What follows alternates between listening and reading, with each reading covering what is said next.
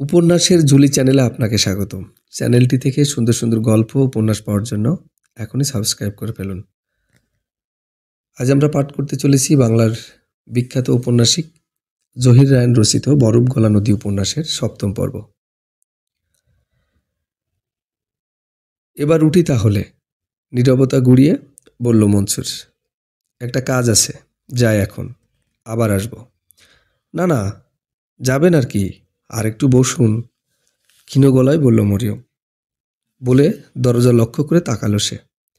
যদি হাসিনাকে দেখা যায়, মনসুরকে চা নাস্তা করানো উচিত, এবং মা নিশ্চয়ই তার জোগাড় যন্ত্র করছে। মরিয়মের অনুমান মিথ্যে নয়।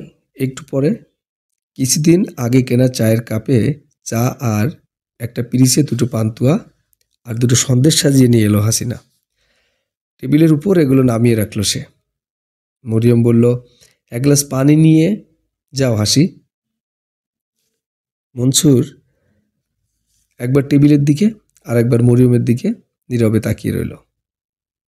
মরিয়ম ওর দিকে কাত হয়ে শুয়ে বলল, আমরা গরিব, বিশেষ কিছু খাওয়াতে পারবো না আপনাকে, এক কাপ চা খান। বলতে গিয়ে আবার আরক্ত হলো মরিয়ম, কিন্তু মনসুর গম্ভীর হয়ে গেছে, মুখখানা কালো করে বসে আছে, কপালে বিন্দু বিন্দু ঘাম জমে এসেছে তার। চা নাস্তা খেয়ে আবার আসবে বলে চলে গেল মনসুর। ও চলে গেলে অনেকক্ষণ যেন খুব ভালো লাগছিল মরিয়মের। সকালে ঘুম ভাঙার পরে যে ক্লান্তি বোধ করছিল তা আর এখন নেই। বাইরে কোনো পরিবর্তন হয়নি, গায়ে জ্বর এখনো, তবু একটা আনন্দের আভা জেগে উঠেছে তার দুগালে। বেশ সুস্থ মনে হচ্ছে নিজেকে। গায়ের উপর থেকে কাঁথাটা সরিয়ে দিয়ে চোখ বুজে মনসুরের কথা ভাবতে লাগলো মরিয়ম। কে এসেছিল মরিয়ম? মায়ের কণ্ঠস্বর। হাতে এক গ্লাস বার্লি নিয়ে দাঁড়িয়ে আছেন তিনি। মরিয়ম বলল, সেলিনার বড় বোনের দেবর। বার্লির গ্লাসটার জন্য হাত বাড়িয়ে জবাব দিল মরিয়ম। সে ভেবেছিল মা কিছু বলবেন, কিন্তু সালেহা বেবি আর কোনো প্রশ্ন করলেন না। ওর চোখের দিকে তাকিয়ে মরিয়ম বুঝতে পারল সালেহা বেবি লোকটার আগমনে খুশি হতে পারেননি। কে জানে, হয়তো জায়দের কথা মনে পড়েছে তার। কিন্তু সব পুরুষ কি একরকম?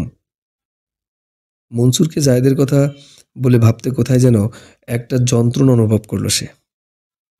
লোকটা কি করে? এতক্ষণে দ্বিতীয় প্রশ্ন করলো সালেহা বিবি। বার্লিটা খেয়ে মরিয়ম জবাব দিল, ব্যবসা করে। কিসের ব্যবসা? জানি না।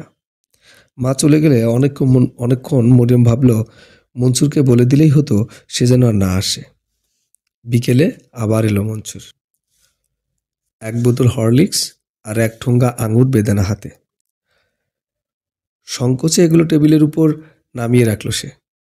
মরিয়মের দিকে তাকিয়ে সরাসরি তাকাতে সাহস পেল না সে। মরিয়ম অস্ফুট স্বরে বলল, ওখানে কি? মনসুর সলজ্জ গলায় বলল, একটা হরলিক্স আর কিছু ফ্রুটস। কেন এনেছেন এগুলো শুধু শুধু? আর বেশি কিছু বলতে পারল না মরিয়ম। মনে মনে ওর প্রতি ভীষণ রাগ হচ্ছিল তার, কিন্তু তা প্রকাশ করতে পারল না সে। একজোড়া সহানুভূতিপূর্ণ লজ্জা অবনত চোখের দিকে তাকিয়ে সব ভুলে গেল সে। সকালে এনে রাখা চেয়ারটা দেখিয়ে শুধু বলল, বসুন। বাসায় বাবা আর মাহমুদ দুজনে আছে এখন। তাদের কথা ভেবে শঙ্কিত হলো মরিয়ম। তারা নিশ্চয়ই মনসুরের এই আসা যাওয়া শুভ চোখে দেখবে না। জাহেদকে এত সহজে বলতে পারে না ওরা। মরিয়মও বলেনি। এখন কেমন আছেন? গলার স্বর উৎকণ্ঠা। কনুইয়ের উপর ভর দিয়ে উঠে বসে চেষ্টা করলো মরিয়ম। ক্ষীণ গলায় বলল, ভালো। মনসুরকে এখন বিদায় দিতে পারলে সে বাঁচে। রোগাক্লেষ্ট দেহে কোনো রকমে অপঘাত সহ্য করতে পারবে না। বাবা মনে মনে রাগ করলেও মুখে কিছু বলবেন না, কিন্তু মাহমুদ হয়তো প্রকাশ্যে অপমান করে বসবে, আর তা খুব সুপ্রদ হবে না মরিয়মের কাছে। কেমন আছিস মা? বাবা এখন আসবেন তা জানতো মরিয়ম। মুহূর্তে সারা গাল রক্তশূন্য ফ্যাকাশে হয়ে গেল তার। তার হৃৎপিণ্ডটা গলার কাছে এসে যেন শ্বাসরোধ করে দাঁড়ালো। মনসুরকে দেখে বিব্রত বোধ করলেন হাসমত আলী। মরিয়ম অস্ফুট স্বরে বলল, বাবা। চেয়ার ছেড়ে উঠে দাঁড়িয়ে ওদের দুজনকে চমকে দিয়ে হাসমত আলীর পা ধরে সালাম করল মনসুর। ডান হাতটা সামনে বাড়িয়ে ইতস্তত করে হাসমত আলী বললেন, থাক। নিজের নাম আর পরিচয় শেষে শূন্য চেয়ারটা হাসমত আলীর দিকে বাড়ি দিয়ে মনসুর বলল, বসুন এখানে। ওই যেন বাড়ির কর্তা। হাসমত আলী মেহমান হিসেবে এসেছেন। মনসুরের ব্যবহারে দুজন ওরা কিছুক্ষণ স্তব্ধ হয়ে গেল। হাসমত আলী বললেন, না না, আমি বসবো না, আপনি বসুন। মনসুর বসল না, দাঁড়িয়ে রইল। তারপর অত্যন্ত সহজভাবে হাসমত আলীর সঙ্গে মরিয়মের চিকিৎসা নিয়ে আলোচনা করলো সে। একটা ভালো ডাক্তার দেখানো উচিত, কিছু টনিক খাওয়ালে শারীরিক দুর্বলতা আর থাকবে না, তাও বলল মনসুর। বিব্রত বোধ করলেও অপ্রসন্ন যেন হননি হাসমত আলী। সেটা তার মুখ দিকে তাকিয়ে বুঝতে পারল মরিয়ম। একটু আগের সকল শঙ্কা দূর হয়ে গিয়ে হালকা বোধ করল সে। পরদিন আবার এলো মনসুর, পরদিন তার পরের দিনও। তারপর থেকে নিয়মিত ওদের বাসায় আসা যাওয়া করতে লাগলো মনসুর।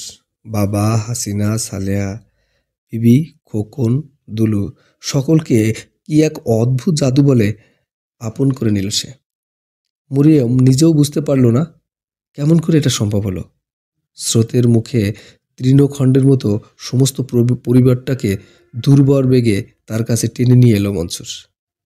হাসমত আলীকে বাবা বলে সম্বোধন করলো সে, সালেহা বিবিকে মা। খোকনকে একটা ফুটবল কিনে দিল, দুলুকে একটা প্লাস্টিকের পুতুল, আর হাসিনার জন্য ওর পছন্দ মতো একটা শাড়ি কিনে আনলো। আর মরিয়মের জন্যে নানা রকম টনিক, ফ্রুটস আর হরলিক্স। দরিদ্র বিধ্বস্ত পরিবারে খোদার ফেরেশতা হিসেবে আবির্ভূত হলো মনসুর। কোনোদিন না এলে মা চিন্তিত হয়ে সুধান, কিরে মনসুরটা তো আজ এলো না, অসুখ টুসুখ করেনি তোর? বাবা বললেন, আসবে, বোধহয় কোনো কাজে টাজে ব্যস্ত হয়ে পড়েছে। আহ, বড় ভালো ছেলে, জীবনে কত দেখলাম, এমন নম্র আর ভদ্র ছেলে দেখিনি। খোকন ফুটবলটা দুহাতে বুকে জড়িয়ে ধরে প্রশ্ন করে, মনসুর ভাই আজ আসবেন আপা? হাসিনা বলে, সত্যি উনি না এলে কিছু ভাল লাগে না। কোনো মন্তব্য করে না শুধু একজন, সে মাহমুদ। ভোরে ঘুম থেকে উঠে নির্বিকার নির্লিপ্ততায় বাইরে চলে যায় সে। সারাদিন আর ফেরে না, ফেরে রাত 12টার দিকে। কোনোদিন খাই, কোনোদিন না খেয়ে শুয়ে থাকে। বাসার কাউকে মুখ দেখাতে যেন লজ্জাবোধ করে সে, তাই সকালে ঘুম ভেঙে ওঠার আগে বেরিয়ে যায়। আবার সবাই ঘুমিয়ে পড়লে তবে বাসায় ফেরে। মনসুর দু একদিন জিজ্ঞেস করেছিল ওর কথা। সালেহা বিবি হতাশ গলায় বলেছেন, ওর কথা আর বলো না বাবা, বাসায় খোঁজখবর কি রাখে ও? সারাটা দিন কি চিন্তায় যে ঘুরে বেড়ায় খোদা জানে। হাসিনা বলে, ভায়াটা দিন দিন বাউন্ডুলে হয়ে যাচ্ছে। হাসিনা। মরিয়ম শাসানো দৃষ্টিতে তাকায় ওর দিকে। হাসিনা বলে, বাউন্ডুলেত নয় তো কি, ভাই বোনগুলোর একটু খোঁজখবর নেয় কোনোদিন? মরিয়ম বলল, ও কথা বলতে নেই হাসিনা। হাসিনা চুপ করে যায়। মরিয়ম এখন সম্পূর্ণ সুস্থ। বিছানা ছেড়ে এঘর ওঘর চলাফেরা শুরু করেছে সে। বাইরে বেরোতে চেয়েছিল, কিন্তু মনসুরের কড়া নিষেধ। জ্বর ছাড়লে কি হবে, আবার আসতে পারে। শরীরটা সম্পূর্ণ সুস্থ না হলে বাইরে বেরোনো চলবে না। মরিয়ম বলল, এখন তো কোনো অসুখ নেই, আমি সত্যি ভালো হয়ে গেছি। মনসুর বলল, আর কটা দিন যাক। মরিয়ম বলল, সেলিনার নিশ্চয়ই পড়ার খুব ক্ষতি হচ্ছে। মনসুর বলল, ঘাবড়াবার কিছু নেই, আপনার চাকরি যাবে না। ওদেরকে বলে দিয়েছি আমি আপনার অসুখ। মরিয়ম বলল, সত্যি আপনার কাছে অনেক ঋণী হয়ে রইলাম। একটু ইতস্তত করে মনসুর বলে, ভালো হয়ে নিন, একদিন না হয় এ ঋণ শোধ করবার সুযোগ করে দেওয়া যাবে আপনাকে। বুকটা ধড়াস করে ওঠে মরিয়মের। চোখ তুলে ওর দিকে আর তাকাতে পারে না সে। বুকের কাছে কোথায় যেন একটু ভয়, একটু আনন্দ মিশিয়ে এক অপূর্ব অনুভূতি সৃষ্টি করছে। একদিন হাসিনা আর খোকনকে নিয়ে বেড়াতে বেরোলো মনসুর। মাকেও যেতে বলেছিল। মা বললেন, আমি বুড়ো মানুষ, তোমরা যাও। মনসুরের কিনে দেওয়া শাড়িখানা আর গলার সেই পাথরের মালাটা জড়িয়ে বেরিয়ে যাবার সময় মরিয়মকে লক্ষ্য করে বলে গেছে হাসিনা, তুই বিছানায় শুয়ে থাক আপা, আমরা চললাম বেড়াতে।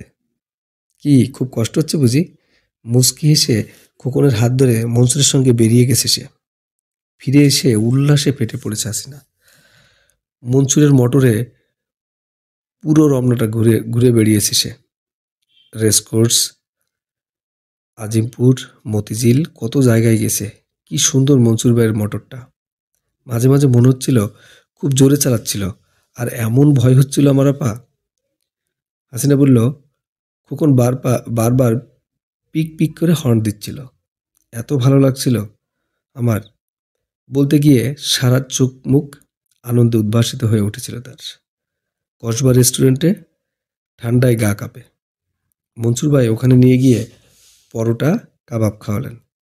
তারপর গলির মাথায় আমাদের নামিয়ে দিয়ে বললেন, তোমার আপা ভালো হলে সবাইকে নিয়ে আরেকদিন বেড়াতে বেরোবে। কি মজা তাই না আপা? মরিয়মকে জড়িয়ে ধরে খুশিতে লুটুপুটি খেলো হাসিনা। শুধু তখন নয়, পড়তে বসে খাওয়ার সময় শোবার আখ্যান দিয়েও কোথায় কোথায় গিয়েছিল আর কি কি দেখেছে সেসব কথা সকলকে শোনালো হাসিনা। বারবার মনসুরের প্রশংসা করলো। ওর মতো এত ভালো লোক এ জীবনে দেখেনি সে আর কোনোদিন। মনসুর ভাই দেখতেও খুব সুন্দর তাই না আপা? চমকে হাসিনার দিকে তাকালো মরিয়ম।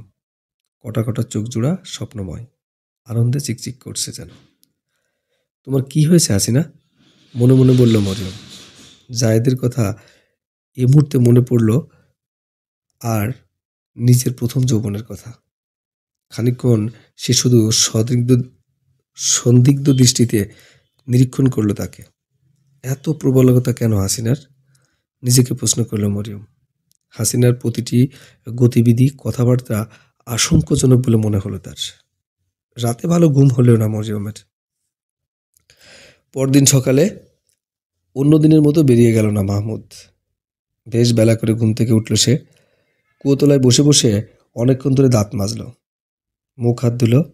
তারপর মায়ের ঘরে চা নাস্তা করতে বসে খবরটা জানল সে, নতুন একটা চাকরি হয়েছে তার। প্রেসে প্রুফ রিডারের চাকরি। মাসে 90 টাকা করে মাইনে দেবে। মেঝেতে চাটাই বিছিয়ে গোল হয়ে বসে চা খেতে বসছিল সবাই। মুখ তুলে একবার করে তাকালো ওর দিকে। সালেহা বিবি প্রথম কথা বললেন, রাত জেগে কাজ করতে হবে না তো? মাহমুদ বলল, রাত দিনের কোনো ঠিক নেই, যখন দরকার হবে তখন কাজ করতে যেতে হবে। সালেহা বিবি বললেন, এ আবার কেমন তর চাকরি? আর কেউ কোনো মন্তব্য করল না। এক মুখ মুড়ি চিবোতে চিবোতে হাসিনা বলল, মনসুর ভাইকে বললে উনি আরো একটা ভালো চাকরি জোগাড় করে দিতে পারতেন তোমার জন্য। মনসুর ভাইটা আবার কে? যেন কিছু জানে না এমনিভাবে সবার দিকে তাকালো মাহমুদ। মরিয়ম যে মেয়েটাকে পড়ায় তার বড় বোনের দেবর। সালেহা বিবি জবাব দিলেন ক্ষণকাল পরে, তোমার সঙ্গে কি আলাপ হয়নি তার? হবেই বা কেমন করে, তুমি কি আর বাসায় থাকো? এ ফাঁকে সেখান থেকে সরে পড়ল মরিয়ম। হাসিনা ডাকলো, চা না খেয়ে চলে যাচ্ছিস কেন পা? মরিয়ম বলল, আসছি, কিন্তু সে আর এলো না। মুখে পোড়া মুড়িগুলো গিলে নিয়ে মাহমুদ বলল, বাসায় না থাকলে কি হবে, কোথায় কি হচ্ছে সে খোঁজ আমি রাখি। টাকার জন্য যে তোমরা আত্মা বিক্রি করছো তা আমি জানি। সকলে চুপ। মনে মনে ক্ষুব্ধ হলেও ছেলের কথা জবাবে কিছু বলতে সাহস পাচ্ছিলেন না হাসমত আলী। হাসিনা অবাক হয়ে তাকালেন মাহমুদের দিকে। এ কথার কোনো অর্থ বোধগম্য হয়নি তার। সালেহা বিবি ইতস্তত করে বললেন, যা মুখে আসে তা পট করে বলে বসিস না, বুঝলি, একটু চিন্তা করিস। মাহমুদ পরক্ষণে জবাব দিল, চিন্তা করার কথা আর কেন বলছো মা? লোকটার যদি টাকা না পয়সা থাকতো, সে যদি তোমার ছেলে মেয়েদের জন্য এটা সেটা কিনে না এনে দিত, তাহলে কি আর তাকে অমন করে মাথায় তুলে নাচতে তোমরা? মায়ের কাছ থেকে কোনো উত্তরের অপেক্ষা না করে উঠে দাঁড়ালো মাহমুদ। নিজের ঘরে চলে যাবার আগ মুহূর্তে এসে বলল, চাটা ঘরে দিয়ে আসিস তো হাসিনা। ও চলে গেলে হাসিনা মুখ বিকৃত করে বলল, ভাইয়াটা যে কি মিশে মিশে অন্য লোককে গালাগাল দেবে। নিজে যেন কত বড় হয়ে গেছে, আজ পর্যন্ত একটা শাড়ি কিনে দিতে পারলো না আমায়, শুধু মুখে বড় বড় কথা। ওই কথা বলে চলে গেল হাসিনা। সালেহা বিবি শুনলেন। খোকন বলল, মনসুর ভাই কখন আসছেন? সে কখন আসবে তাতে তোমার কি? হাসমত আলী খেকিয়ে উঠলেন। ওসব বাজে কথা ছেড়ে বই নিয়ে পড়তে বসো। সালেহা বিবি বললেন, ও কি করছে যে ওকে তুমি ধমকাচ্ছ? হাসমত আলী বললেন, আজকাল পড়ালেখা কিছু করে? সারাদিন তো দেখি ফুটবলটা নিয়ে পড়ে আছে।